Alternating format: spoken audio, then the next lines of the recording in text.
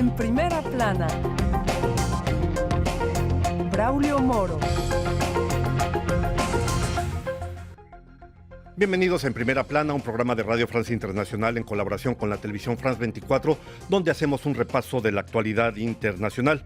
Hoy vamos a hablar de una plaga que está inundando Europa, de Albania a Alemania, a Francia. Un polvo blanco y sus derivados están sacudiendo al viejo continente, las drogas. Saludo a nuestros invitados. Alessandro Stella, usted es director de investigación del Centro Nacional de Investigación Científica de Francia, el CNRS. Bienvenido a esta En Primera Plana. Paola Ariza, periodista de Radio Francia Internacional. Bienvenida. Gracias. Eduardo Mackenzie, periodista colombiano. Un gusto tenerlo con nosotros. Para mí. Mucho gusto. Y allá en Italia saludo a Débora Puccio, quien es directora de investigación del Centro Nacional de Investigaciones de Francia, especializada en estudios sobre la mafia. Bienvenida, Débora. Buenos días, muchas gracias, Braulio, encantada de estar con usted. Tenerla con nosotros. Las mafias de la droga avanzan en Europa hoy, en Primera Plana.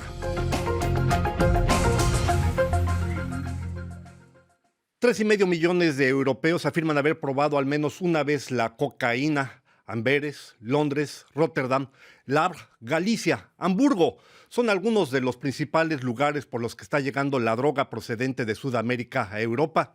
La Guyana francesa, ubicada entre Brasil y Surinam, es uno de los principales puntos de partida de la cocaína hacia Francia. Las autoridades afirman que 1 de cada 5 pasajeros que embarcan en Cayena, la capital de ese lugar, son transportadores de droga hacia Francia. Vamos a ver lo que dicen algunos diarios a este respecto. La Gaceta de Amberes, en el norte de Bélgica, titula Tráfico de drogas en Amberes, un niño muere en un intercambio de disparos.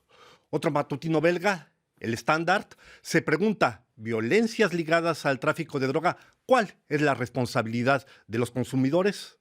Por último, el semanario Corriere Internacional exhibe en su portada un avión volando entre 2 líneas blancas con la pregunta, ¿hay que legalizar la cocaína? Vasto y polémico tema. Alessandro, el hecho de que se registre cada vez más entrada de droga proveniente de Latinoamérica hacia Europa, ¿implica que hay un aumento de la producción o simplemente es un cambio de los procedimientos que se habían seguido hasta ahora? Hay sicuramente un aumento del consumo de esos tipos de sustancias, cocaína en particular en Europa. Y es que no se puede parar el consumo de droga. Es antropológicamente constitutivo del humano de buscar soluciones a sus problemas. Freud decía que las drogas están ahí para quitarse los problemas mentales. ¿Pero hoy tenemos un aumento o no de ese consumo? Hay un aumento. Hay un aumento en Europa concretamente. De cocaína en particular, desde 10-15 años se ha explotado el consumo en Europa. Y no se puede parar, hay que vivir. Yo he hecho un libro hace un par de años que se llama Vivir con las drogas. No se puede... la prohibición ha demostrado desde 50 años que no para ni el consumo, ni la oferta, ni la producción de drogas.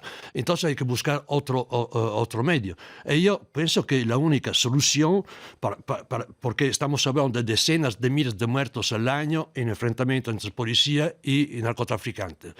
Decenas de miles de muertos de sobredosis de droga. Y es que no veo otra solución que todo legalizar y todo controlar en la farmacia. Pues es la única manera, porque la farmacia se puede controlar, porque el hecho es que se persigue consumidores, millones de consumidores en el mundo de todo tipo de sustancias psicótropas, y es que la misma sustancia y más fuerte están vendidas legalmente en la farmacia. Alessandro, es uno de los temas que vamos a abordar en este día hoy, precisamente para eso es este programa. Gracias. Eduardo, el aumento del consumo de la droga va acompañado con una difusión bastante amplia de diversos grupos. mafias que están controlando esta situación. Está la macromafia marroquí, que fundamentalmente opera en España y otros son lugares de Europa, pero también están los albaneses, los kosovares, los serbios, que vienen de la antigua Yugoslavia. Está la Ndrangheta italiana, está también los rusos. ¿Qué es lo que explica esta proliferación de grupos de mafia que están traficando con droga en Europa? Se te olvidó mencionar los carteles de la droga de América Latina, que son sumamente poderosos, que exportan una gran cantidad de cocaína sobre todo, pero también de marihuana y de productos químicos hacia Europa y hacia Estados Unidos. Claro, me refería a los grupos que operan ya aquí en Europa. Sí, pero los carteles también operan en Europa, Perfecto. hasta el punto de que, por ejemplo, el gobierno belga, que está sorprendido de ese aumento de las llegadas clandestinas de cocaína.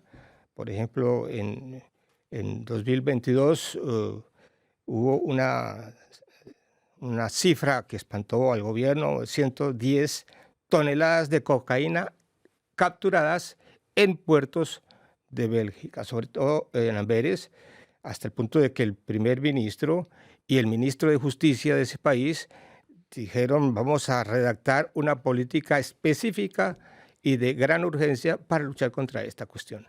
Es un fenómeno industrial, la producción de cocaína en América Latina es industrial y los efectos se están viendo en Europa. Hay una inundación, como tú dices muy bien, y como lo dijo la revista Le Point, hay una inundación de esa sustancia que tiene por origen diversas razones. No sé si vamos a discutirlo ahora. Vamos a intentar avanzar en ese terreno.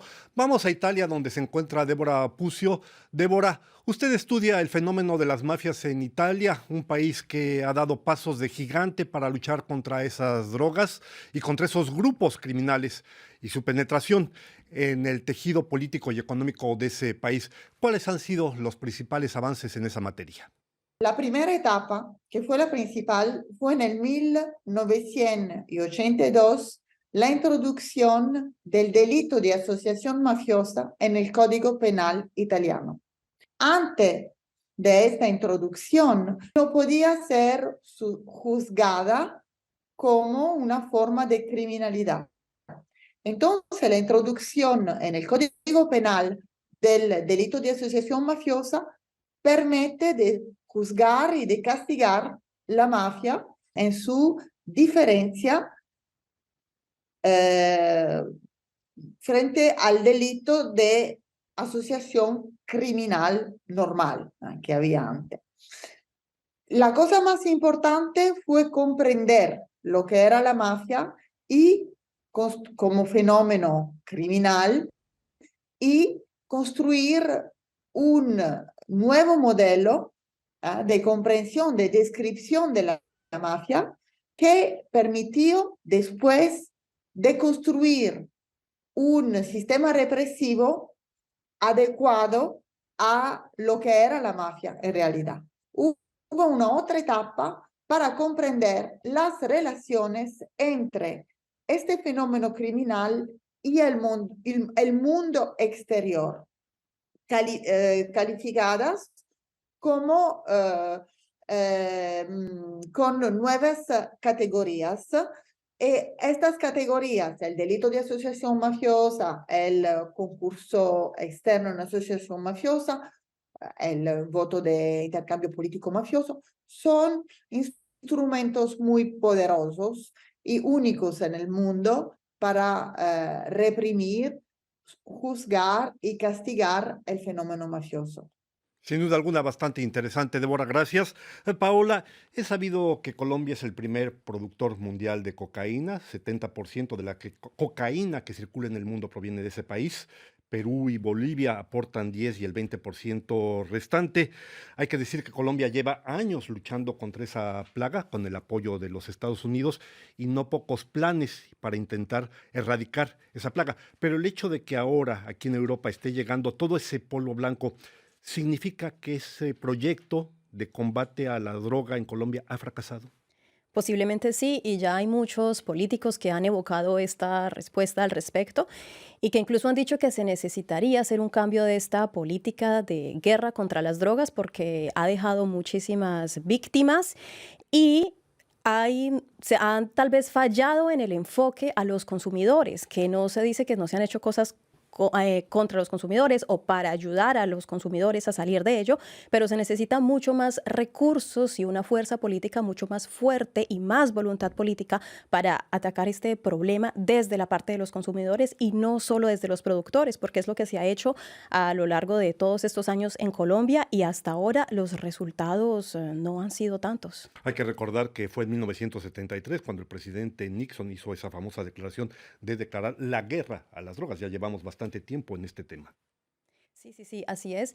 Y esta guerra contra las drogas, pues, ha dejado, que ha sido millonaria y ha dejado una gran cantidad de víctimas que hasta el momento, incluso en otras ocasiones, los mismos políticos de Colombia y que han estado participando en esto han dicho que hay un error aquí y que hay que repararlo, que el enfoque no necesariamente tiene que ser de guerra. Y esto no significa que no se deba perseguir a los criminales y a los narcotraficantes, claro que no. Pero hay que pensar en otros enfoques, y es este enfoque de los consumidores y no necesariamente el enfoque de guerra. Permítame dar algunos elementos para que ustedes comprendan mejor la magnitud del problema que estamos abordando. El 90% del tráfico mundial de cocaína del mundo se hace por barco, pero solo una ínfima parte de ese circula y son sometidos a control de las autoridades. Y la producción mundial de cocaína no ha dejado de aumentar. 2.000 toneladas de cocaína fueron propuestas al mercado mundial en el 2021, pero apenas un 10% fueron confiscados. Eduardo, de manera breve, las diferencias de precios entre un kilo de cocaína llevado desde Colombia a Estados Unidos y el mismo kilo de cocaína traído a Europa implica precisamente que ahora la Europa se haya convertido en el primer destino para ese tipo de productos por parte de los narcotraficantes, de manera breve. Sí, yo creo que en ese fenómeno hay que incluir dos elementos o tres elementos. Una cosa es el movimiento de los precios de las sustancias de la droga, por lo que le llamamos drogas. Eso hace que el consumo se dispare también. El otro factor es que hay un aumento enorme de la oferta de drogas, de la exportación y del ingreso de la droga al continente a través de fronteras, a través de la corrupción que existe en ciertos puertos de Europa, en donde los carteles han logrado penetrar esas estructuras, Eduardo, y los containers pasan tranquilamente. Vamos a hacer una breve pausa y en un minuto más estamos de vuelta aquí en Primera Plana.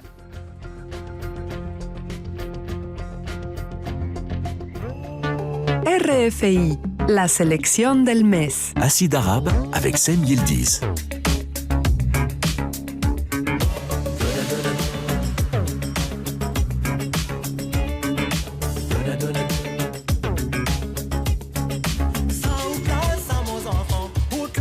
Saudage.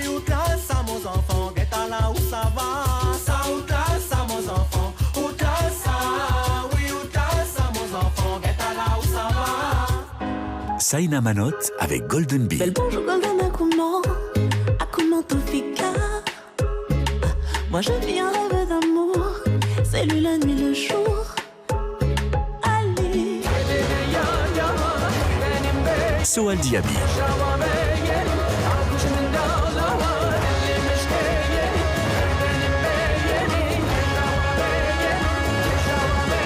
RFI. Estamos de regreso aquí en Primera Plana en presencia de nuestros invitados, Alessandro Stella, Débora Pucio, Paola Ariza y Eduardo Mackenzie. Nuestro tema de hoy es el aumento del tráfico de drogas en Europa. Paola, una situación que preocupa en demasía a las autoridades europeas es que todos los métodos que había utilizado la mafia o que ha utilizado la mafia en América Latina se están repercutiendo ahora en Europa. Los actos de amenazas, los secuestros, los asesinatos incluso. ¿Cómo se puede apreciar esta situación? Este es un poco el resultado de lo que hablábamos ahorita, que es la palabra guerra, porque cuando los gobiernos deciden declarar una guerra contra las drogas, a veces subestiman el oponente bélico, porque todos sabemos que todos los métodos de los narcotraficantes pueden llegar a ser atroces, y también la fuerza tanto de personal que tienen como financiera. Entonces, si los gobiernos están decidiendo declarar una guerra y solamente concentrarse en esta persecución judicial totalmente justificada, estos actores tienden a responder, y es ahí también donde se crean esta violencia y secuestros y bueno, todo lo que usted estaba hablando ahorita. De nuevo, no pienso que se deba abandonar toda la judicialización, la persecución judicial totalmente, pero hay otros enfoques que son los consumidores, la corrupción, los transportistas, las posiciones geográficas. La guerra contra las drogas va mucho más allá de esto. Alessandro, a este propósito, ¿cuáles son, digamos, las malas lecciones que no deben repetirse en el combate contra las drogas aquí en Europa, a partir de la experiencia que se ha tenido de otros países? Pues la guerra de las drogas declarada por Nixon en 1970 y que la ley desde entonces en Francia, misma época. ¿Qué ha hecho? Ha criminalizado a los consumidores y los pequeños traficantes. En Estados Unidos es una cosa flagrante. Hay un libro de una jurista americana, Michelle Alexander, que ha demostrado que la guerra contra la droga en Estados Unidos ha sido una guerra contra los consumidores negros y latinos, minorías étnicas, y que han pasado años y años y las penas en Estados Unidos son mucho más duras que en Europa, y a pesar de eso, con millones de personas y familias destruidas en la cárcel, el tráfico ha seguido y sigue aún más. Y no es posible acabar ni con el tráfico. En Rotterdam, en Anversa o en Le Havre, en Francia, hay miles de barcos de 300 metros que llegan todos los días y no se puede hacer pesquisa en todo. Es imposible. Entonces, imposible acabar con eso. Y claro que en cuanto que hay todavía unas cuantas drogas que son ilegales, bueno, eso es pasto para los criminales, claro. Si todas esas drogas ilegales, porque las drogas legales venían a la farmacia y prescritas por los médicos, si se ponía todo en el mismo plan, y controlar de manera diferente la calidad, el comercio y la producción de toda esa clase de psicótropos, se podría hacer algo mejor que no provocar miles y miles de muertos de enfrentamiento policía entre carteles y no se acabará nunca. De acuerdo. Justamente, Eduardo, hablando precisamente de las posibilidades de legalización, la Columbia Británica, una provincia de Canadá, acaba de autorizar la despenalización de las drogas, de todo tipo de drogas, incluida la cocaína, la heroína, el fentanilo. Cada persona puede llevar hoy 2,5 gramos sin ser detenida y por el contrario se le da la atención médica que a esto corresponde. El caso de la Columbia Británica se suma al del estado de Oregon en Estados Unidos, al de Portugal anteriormente. ¿Podría ser este tipo de opción una posible salida al tema del consumo de drogas? No, yo no creo.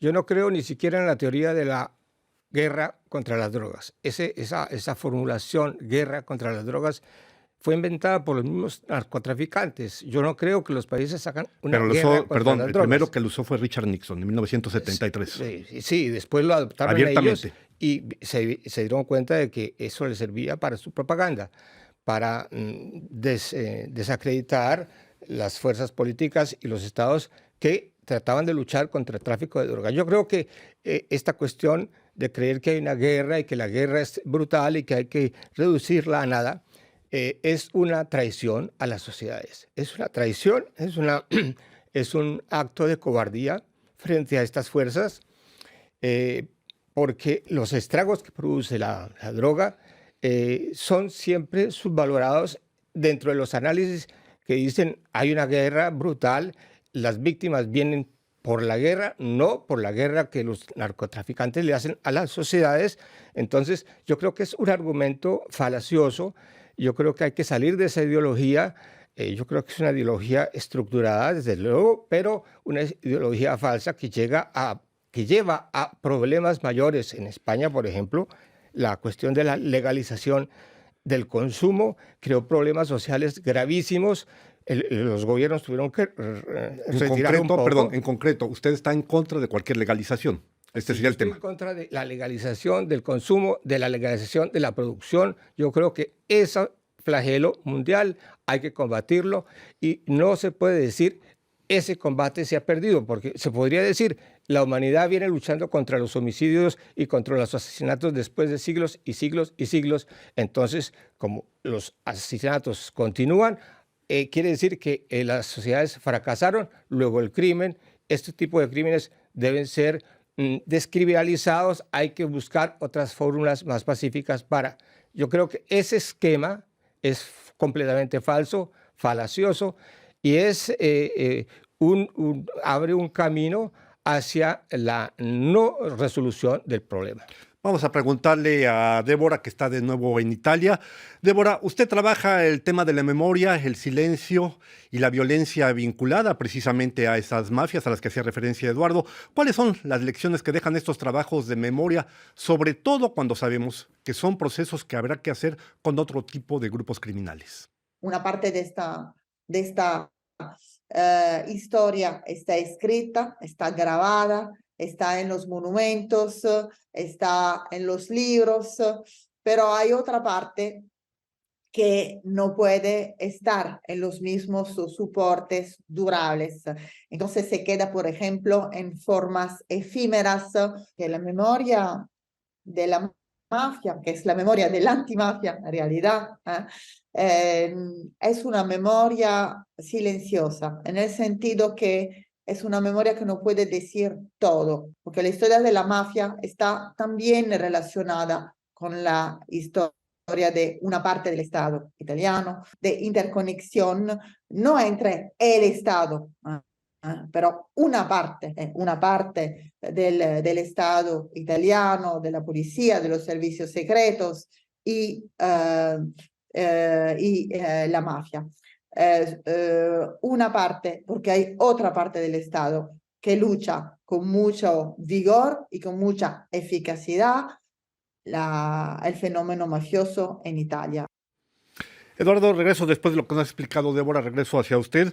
Evidentemente, Internet y la uberización de la economía han ayudado, han sido un promotor de lo que estamos viendo en la evolución y la revolución de lo que es el mercado de las drogas, no solo en Europa, sino en el mundo entero. Estos medios ahora se desarrollan de tal manera que además los responsables de los cárteles de la mafia tienen todos los medios para comprar cualquier autoridad. ¿Cómo se puede combatir esto concretamente? Es decir, los cárteles tienen dinero para comprar abogados, para comprar técnicos, para comprar químicos, para comprar a todo tipo de personal. Y lo estamos viendo aquí en Europa. ¿Cómo se puede combatir eso?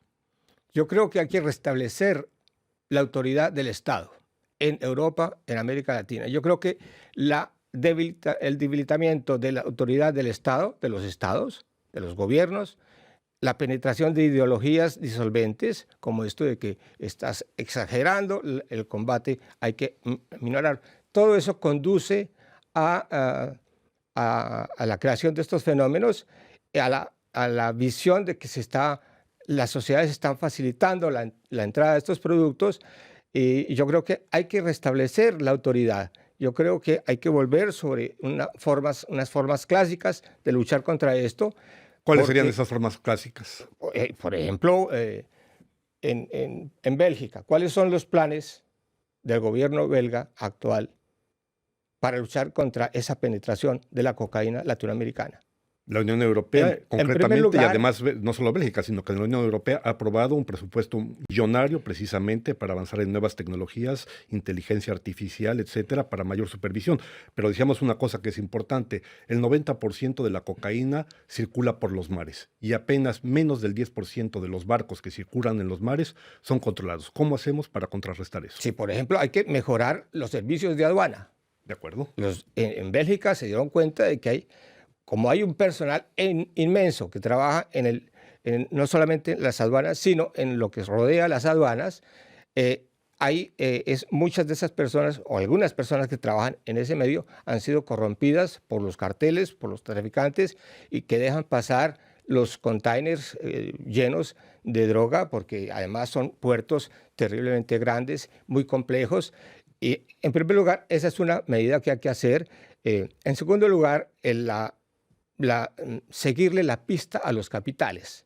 Es una cosa que en Europa se practica y hay una infraestructura bien organizada para hacerlo, pero la lucha contra la droga se ha limitado en los últimos años a ver esos tráficos del dinero y se ha descartado un poco la lucha contra la observación y el lavado de dinero. Vamos a preguntarle a Alessandro, ¿qué opina de lo que está señalando Eduardo a propósito de que hay que restaurar la autoridad del Estado?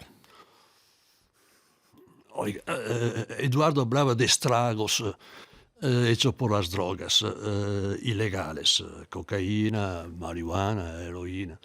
Y es que los estragos humanos sanitarios en el mundo son hechos más bien por las drogas legales. 60-70 mil muertos al año por el alcohol en Francia, 50-60 mil de tabaco. Y es que en Estados Unidos estamos a más de 100 mil muertos al año de sobredosis. ¿De qué? No de heroína, de Oxycontin, que es heroína más buena que está prescrita por los médicos para toda clase de sufrimiento. Y son drogas legales. Son drogas legales. Entonces, no se entiende esta guerra de drogas. Imposible de poner, habría que poner miles y miles de policía en las aduanas de Anversa, de Rotterdam y de... Imposible. Paola, ¿tu opinión a este respecto? Hay que continuar a restablecer la autoridad. Yo digo que eso no hay que abandonarlo, pero una gran parte del presupuesto tiene que ir a la atención a la salud de los consumidores. Es decir, muchos de los consumidores son considerados adictos. Esto es un problema de salud. Entonces, en todas estas millonarias inversiones, ¿por qué no invertir en centros de salud, en hospitales, en centros de atención para todas esas personas que están en búsqueda de estas drogas como la cocaína? Pues estamos llegando ya al final de En Primera Plana. No me queda sino agradecerle a Alessandro Stella, a Débora Pucio, Paola Ariza y a Eduardo Mackenzie su presencia aquí en nuestros estudios. A ustedes les damos una cita la próxima semana aquí en otra En Primera Plana.